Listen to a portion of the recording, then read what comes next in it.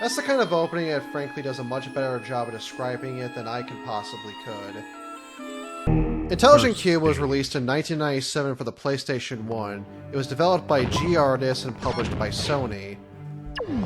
G-Artist the previous year did Philosoma, a 2D shooter that had a bit more of a story focus, and is also a pretty cool game in its own right. They also did stuff like Popolocros and also the Ghost in the Shell standalone complex PSP game.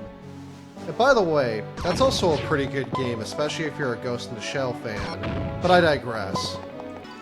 Now, Intelligent Qube is a puzzle game. That much I think is pretty obvious just by looking at it. But it's also unlike any other puzzle game that I frankly know of, especially back then.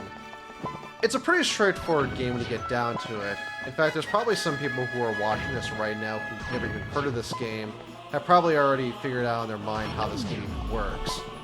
But that isn't the point I'm trying to make. The point that matters is that Intelligent Qube is frankly one of the most unique experiences I've ever had in gaming, and a very well thought out and engaging puzzle game in its own right. For one thing, just look at it. Listen to how this thing even sounds.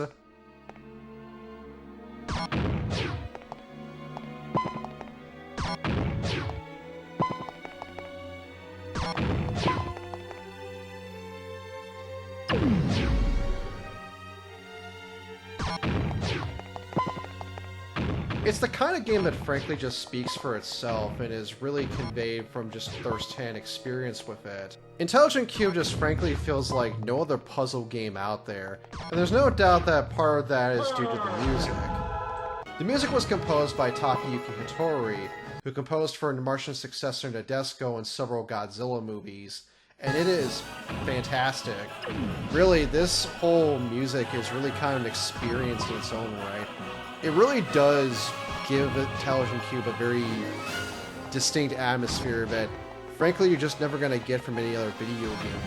And with how simple everything looks and just how it all comes together, again, it just feels really unique. There's just nothing else like it. For that alone, I can easily recommend Intelligent Qube, especially for those who are looking for something very different from the norm and also just looking to step outside their comfort zone. I'm not the biggest puzzle game fan out there, and I don't feel like what I'm saying is really all that substantial. But I feel this is a pretty special game worth experiencing, and hopefully I haven't done much to oversell it or overhype it as something much more than it is. I just think it's a cool little game, and that's really all that needs to be said about it. And luckily, there is more of it. The sequel, Intelligent Qube Final, took what was good about the first one, expanded upon it, and made an even better game than its predecessor, and featuring even more of Hattori's music that's just as excellent as it was in the first game.